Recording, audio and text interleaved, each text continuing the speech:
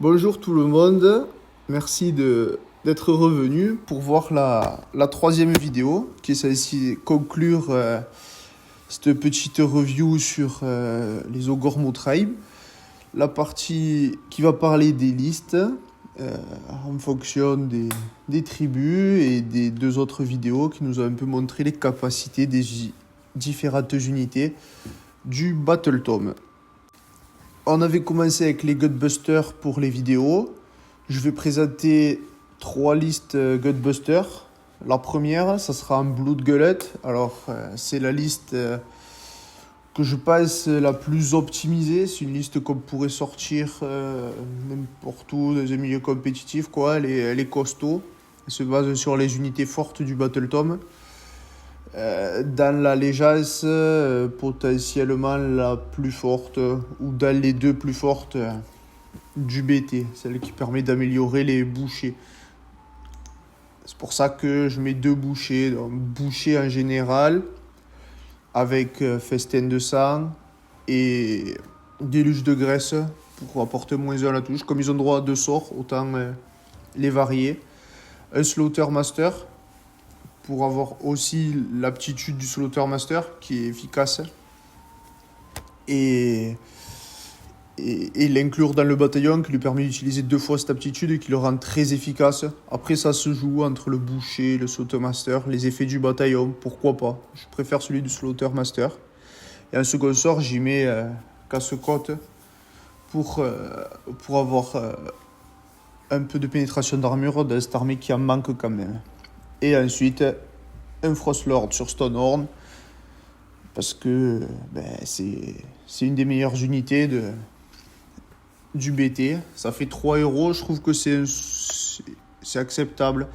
3-4 héros en fonction des héros pour une arme à 2000 points. Moi, c'est ce que je pense qu'il faut faire. Ensuite, 12 gloutons équipés chacun avec 2 fois 12 gloutons, équipés avec les 2 options d'équipement, donc 12 gloutons avec la paire d'armes, 12 gloutons avec le point de fer. Bon, ça fait un peu de variance, moi c'est comme ça que je les ai montés, comme ça que je les joue. 4 Iron Gut, ils sont dans le bataillon, ils sont obligatoires, ils sont pas mauvais. 2 fois 2 Lead Belcher, ça fait un peu de MSU, ça augmente pas les pauses.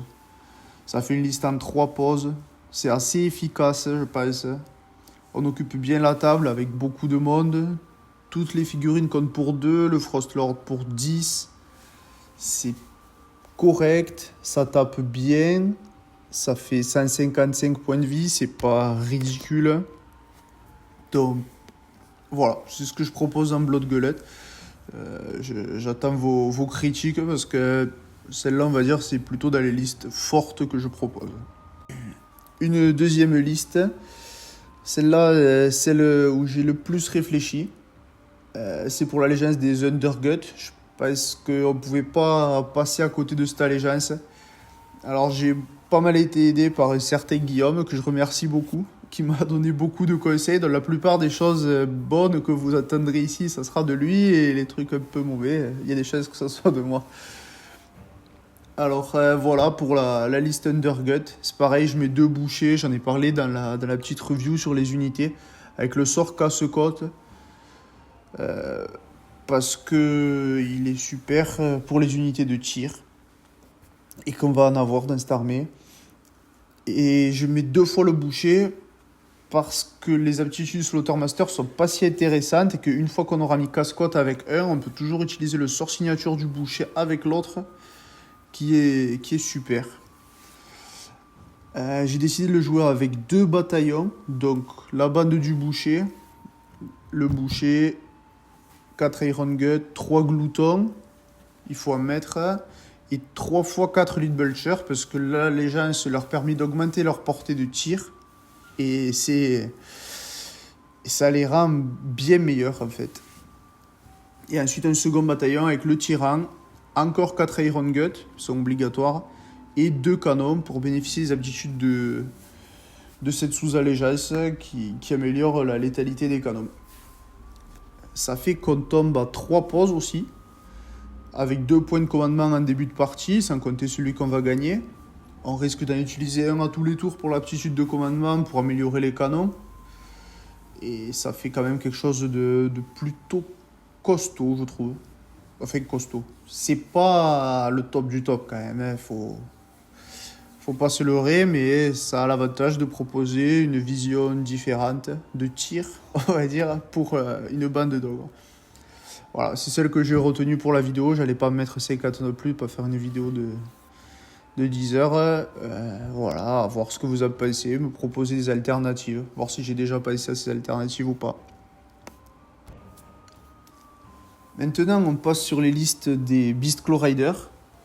Il y en aura un peu plus que les Gunbusters, parce que c'est une partie un peu plus forte du Battle Tom, j'ai l'impression. Elle propose des choses plus intéressantes, même si en termes de figurines, c'est plus limité, c'est assez paradoxal. Et ensuite aussi, il y a plus de joueurs qui vont jouer ça, je pense, par rapport à l'accessibilité des start collecting et tout ça. Enfin, la liste là, elle est super simple. C'est le bataillon Earlbad, des Stonehorn Beast Rider, le Huskar sur Stonehorn parce qu'il est obligatoire, 4 Mourne Fang Pack, 4 Mourne Fang Pack, 2 Mourne Fang Pack et encore 2 Mourne Fang Pack. Ça, c'est sujet à controverse. On peut remplacer les Mourne Fang, les deux derniers, par un boucher. C'est le même coup en point. C'est au prix d'une pause. Mais ça apporte un héros supplémentaire. Je pense que c'est non négligeable. J'ai laissé la liste comme ça, alors qu'on m'avait conseillé de la mettre avec le boucher. Moi, je la joue plutôt comme ça. Ça fait une unité de plus. Enfin, non, ça fait le même nombre d'unités, mais ça fait une pause en moins. 2 pauses, on est quasiment sûr d'avoir le choix du tour. Alors que 3, ça commence à être commun, suivant les armées qu'on affronte. Voire trop. C'est discutable. Je la préfère comme ça. Mais je comprends les gens qui la préfèrent différemment. Et pour l'équipement des Mourne Fang, par contre, ça c'est non négociable. Là, j'en ai déjà parlé. Les points de fer sont mieux. À ce bataillon, j'ajoute un Frostlord sur Stonehorn. C'est la deuxième pause. 400 points. Enfin, il n'y a pas à le présenter, quoi. Par contre, j'ai oublié d'y mettre un artefact, mais il aura l'artefact de la tribu des boules de raid, parce qu'il est super. Et voilà, c'est pas compliqué. La seconde liste Beast Claw Rider, elle est encore en boule de raid. C'est avec les Blood Gullets, c'est la meilleure allégeance aussi, parce que les effets sont bons, le trait de commandement est bon, l'artefact est bon, l'aptitude aussi, du moment qu'on joue quelques behemoths, et on risque d'en jouer, quoi. Et donc ça, c'est la fameuse liste avec 4 Frostlords. Évidemment, le Hunter en général, pour mettre les crocs de sabre en ligne. Tout ça dans un scal pour avoir un point de co. Et je prends même un point de co supplémentaire. Parce que la liste est basée sur 4 gros héros. Donc ils vont charger. Il faut qu'ils puissent claquer des points de commandement pour relancer les 1 à la touche, relancer les 1 à la save. C'est loin d'être perdu. Ils vont pas nous servir pour les battle shock, mais relancer des charges. Il y a un des Frostlords qui peut employer son aptitude à tous les tours pour faire une relance globale des charges, si nécessaire. Si on compte en faire charger plus de 2, à partir du moment où on en fait charger 3, que il y a des charges potentiellement compliquées, l'aptitude devient utile.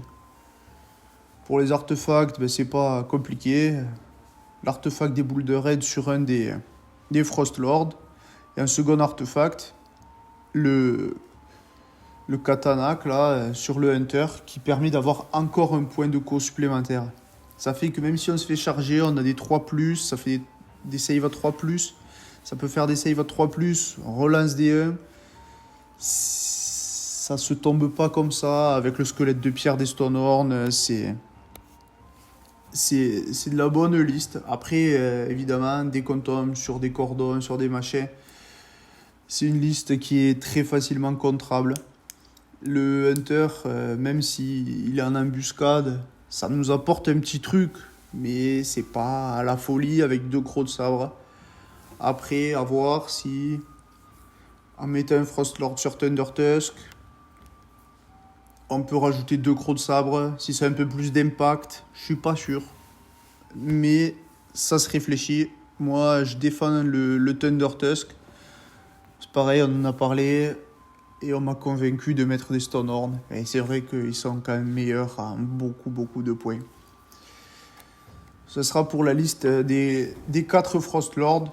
Une des meilleures listes, je pense. Pour l'instant, ça fait 3 bonnes listes à exploiter. Encore une liste et encore un boule de raid. Alors je suis désolé, c'est pas hyper varié. Mais la tribu des ventre-foudres, franchement, je la trouve nulle. Les morts de froid, c'est différent. Et sinon, on peut toujours faire une tribu maison, notamment avec l'Earlbad. J'ai beaucoup joué en tribu maison avec l'Earlbad, mais à la fin, ça apporte pas tant que ça. Et j'ai toujours préféré les têtes de roc. C'est le choix, c'est suite à des essais que j'en ai conclu ça, et des discussions. Bon, cette liste, je l'ai mis parce qu'on ne peut pas passer à côté, je trouve. C'est 6 behemoths, c'est un peu comme l'autre, encore plus bête. Je sais pas si c'est bête le mot, mais c'est direct. L'adversaire va voir venir à 10 km. J'ai décidé de mettre un Frostlord sur Thundertusk dans celle-là. Bon, mon choix est pas forcément le plus judicieux, mais c'était pour avoir le point de co. Sinon, on n'en a pas, on n'en a qu'un seul. C'est dommage, parce qu'on a besoin de fiabilité. Et ça nous en apporte. Ou de rehausser un behemoth qui aurait pris trop de coups, ce genre de choses. Je trouve qu'il est nécessaire, mais que l'autre option se défend, tellement il y a de différences de puissance entre ces deux gars. Mais le Frostlord sur Thundertusk apporte quelque chose en plus, plutôt qu'un gros spam de Stonehorn. C'est joli, après sur la table, moi j'aime bien, il y en a qui n'aiment pas le spam comme ça. C'est fort et c'est joli, donc on peut pas trop en vouloir. Ouais, il n'y a pas grand chose à dire sur cette liste. Il y a un petit truc quand même à noter, c'est qu'avec 4 Beast Riders, on a 4 vautours par tour, et ça fait quasiment 4 BM. Bon, c'est sur du 2+, vous allez peut-être en rater une. Mais au bout de 2 tours, par exemple, vous allez tuer un héros qui a rien demandé, parce que la portée des vautours, elle est colossale. C'est quelque chose comme 30 pouces, ou... Oui, 30 pouces de mémoire. Et l'air de rien, c'est pas si négligeable. Ils ont une arbalète, ça peut faire un mort qui s'y attendait pas, finir quelque chose, pourquoi pas. Enfin voilà, c'est une liste que je tenais à proposer. La dernière liste que j'ai proposée pour les Beastclaw Riders, celle-là c'est Winterbite, mort de froid. Alors, c'est pas forcément le plus opti, c'est vraiment atypique. C'est une liste qui se base sur les Yeti, les Crocs de Givre, les Thundertusk. Toutes ces unités qui sont pas terribles. Enfin, pas terribles. Dans le Battle Tome, on trouve souvent mieux. Donc là, j'ai pas mal réfléchi. J'ai essayé de sortir le mieux que je pouvais. Je sais pas ce que ça vaut, je vais pas vous dire, faites une liste, achetez 18 Yeti, ça vaut le coup. J'ai pas les figues, je l'ai pas essayé, c'est vraiment du Theorycraft. Mais bon, ça permet de proposer quelque chose à ce niveau-là. Des chats pourquoi pas. La liste, un Frostlord sur Thundertusk, qui sera le général, qui permet de passer les Yeti en ligne, avec tout ce qui va bien. Le Huskar sur Thundertusk, donc ça c'est une unité hyper controversée. Que j'aime pas forcément même, mais elle a un intérêt du moment qu'on joue des Yeti, déjà pour leur donner course et charge, comme le Frostlord, histoire de couvrir un peu toute la table, et de pouvoir ressusciter des Yeti grâce à sa prière, qui est améliorée. Et puis 2 Hunters, c'est quelque chose que je me suis rendu compte en faisant cette liste, mais le Skull permet de rentrer plusieurs Hunters, jusqu'à 6, je trouve qu'ils exagèrent un peu, mais 2 Hunter, ça vaut le coup. En plus, comme on a l'artefact, on lui donne le bon trait de co qui permet d'avoir un point de co supplémentaire. Et cette tribu en a besoin parce qu'elle permet de faire taper les Yeti ou les loups en premier. Avec la portée d'engagement des Yeti de 6 pouces, on peut, en jouant très bien, en prenant pas trop de sales double tours dans la tête, de choses comme ça, avoir l'avantage du combat tout le temps, de choisir ses combats. Et ça peut être intéressant. Ensuite, le Hunter, il peut mettre une unité de loup avec lui. Ça fait qu'on en prend 2, avec 2 unités de 6 loups. Et là, 6 loups, c'est quand même impactant, ça charge bien, c'est fiable, avec un +3 en charge.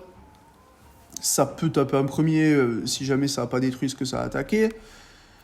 Après, il faut que ça survive à la contre-attaque, et ça, c'est loin d'être gagné, parce que là, on a une armée, save à 6+, pas de feel no pain, pas de rien. C'est pas... Mais je pense que ça permet des tricks, c'est particulier à jouer, ça doit pouvoir se jouer, ça va pas être la folie, mais entre tout, les aptitudes de co qui permettent de taper en premier, le trait de co qui est pas mauvais, qui rajoute 1 au jet de blessure, c'est dommage que ça soit pas aux touches parce que cette partie de l'armée touche sur du 4, et les aptitudes qui permettent d'avoir -1 en touche, mais uniquement dans son territoire. Ça, c'est un peu dommage. C'est fluff, mais c'est un peu dommage par rapport à certaines autres races qui ont -1 pour être touchées partout, quoi. Et le deuxième problème de cette liste, enfin, je sais pas si j'ai cité qu'un seul problème, il y a quelques problèmes, c'est que les Yétis et les loups ne comptent pas pour 2 comme les autres ogres. Et on se retrouve vite fait avec peu de figurines sur table, c'est-à-dire 18 Yétis plus 12, 13, 14, 15, 16, donc 34 figurines, les 2 Hunters qui valent le double, ça fait 38, plus 2 Behemoth, 58 figurines. Donc c'est pas monstrueux en termes de présence sur table. Même si on a des faibles, même si on a des tas de choses, ça va être compliqué de gagner les objectifs. Mais comme la liste Undergut, je pense pas que ça soit les choses les plus optimes. Ça a le mérite d'exister. Et c'est pas ridicule non plus. Après, il faut vouloir faire 18 Yeti. Ça, c'est une autre histoire. Moi, j'en ai 3. C'est sympa à peindre, j'aime bien. Mais bon, ça reste des figurines avec 3 poses. Et ça va pas non plus aller chercher loin. Bon, seulement 18, c'est pas forcément gênant. Voilà, pour les gens qui aiment ça, je tenais à en proposer une. Maintenant, une liste encore plus atypique. Ça, c'est un mélange entre tout. Enfin, pas vraiment. Il n'y a pas tellement de Gutbuster finalement dans cette liste. Mais c'est surtout une liste basée autour de Gnoblar et du bataillon des Gnoblar. Alors, j'en ai parlé des Gnoblar, j'en joue pas. On m'a maintenu qu'un groupe de 60 dans une liste, ça faisait le travail. Le problème, c'est qu'il faut souvent les accompagner d'un tyran, histoire qu'ils puissent leur mettre une baffe et les immuniser à la bravoure directement. Ça coûte un CP. Donc là, j'ai mis directement le bataillon des Gnoblar, avec ses effectifs presque maximaux, c'est-à-dire 2 fois 60 et 1 fois 20. Il ne faut pas exagérer non plus. Et les 2 catapultes Gnoblar, qui ont des bonus d'attaque tant qu'elles sont à côté d'un groupe de 20 Gnoblar. En fait, ces 120 Gnoblar vont servir de gardiens de nos objectifs d'entrée de jeu avec les points de co qu'on aura. C'est-à-dire qu'on commence la partie avec 2 points de co, plus celui du premier tour. Le second point de co, c'est l'artefact du chasseur. On va mettre 2 baffes avec le tyran aux 2 groupes de 60 Gnoblar, et ils fuiront pas de la partie. Ça, c'est acquis, quoi. Et après, le gars, il va devoir nous sortir 120 points de vie de Gnoblar C'est faisable, hein, mais il va devoir y passer du temps. Le Frostlord, ben, c'est le Frostlord. On ne peut pas s'en passer, on dirait. Enfin, on peut s'en passer, mais c'est dommage de s'en priver. Lui, il est là pour aller piquer un objectif adverse. Le Hunter, c'est pareil, avec son groupe de 6 Frost Sabres.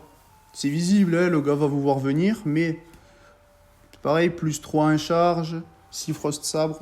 On peut pas laisser un objectif peu défendu contre cette menace-là. Donc ça marche bien. Ensuite, le tyran, il est surtout là pour immuniser les autres. Et ça fait un électro libre. Il peut rentrer dans quelque chose, le tuer ou pas. Il a peu d'attaque, avec beaucoup de dégâts. Le tyran, c'est tout ou rien. Il a pas mal de pénétration d'armure. Il peut tuer les héros, les monstres. Ça vaut le coup de l'envoyer dans un combat et de voir ce qu'il fait en fait. Parce que il est pas fiable. Hein. Il m'a déjà massacré une cloche hurlante de Skaven en un tour. Comme avoir fait 0 dégâts sur 5 moines de la peste. C'est tout ou rien un peu. Le boucher, parce que c'est une très bonne unité, c'est la meilleure unité des Gutbusters à mon sens. Enfin, le héros du moins. Il n'y a pas tant de choix que ça, mais ce sort qui permet de faire de la pénétration d'armure supplémentaire, il peut être utile notamment pour les catapultes. Vous savez, les catapultes vont bombarder l'adversaire. C'est une liste vachement défensive, il va falloir le laisser venir. Essayer de lui mettre un peu la pression avec le Frostlord, etc. Et lui sauter dessus comme on peut avec les crocs de givre pour voler une victoire. C'est carrément pas une liste de compète, hein, mais je voulais mettre les Gnoblards en avant et leur bataillon parce que je les estime, ceux-là. J'estime qu'il y a quelque chose à en faire. J'ai pas réussi à faire quelque chose de super top, mais essayer ça, ça peut être quelque chose. Après, il faut avoir envie de se peindre 140 Gnoblards. Et franchement, moi, je n'ai pas envie. Ils sont pas très beaux. Autant peindre des chevaucheurs de Squig, je pense que je peux en peindre une cinquantaine. Ça me plairait. Mais 120, 140 Gnoblards, non, c'est pas... c'est pas mon truc. Enfin, voilà... J'aimerais bien que vous me disiez ce que vous pensez de cette liste également.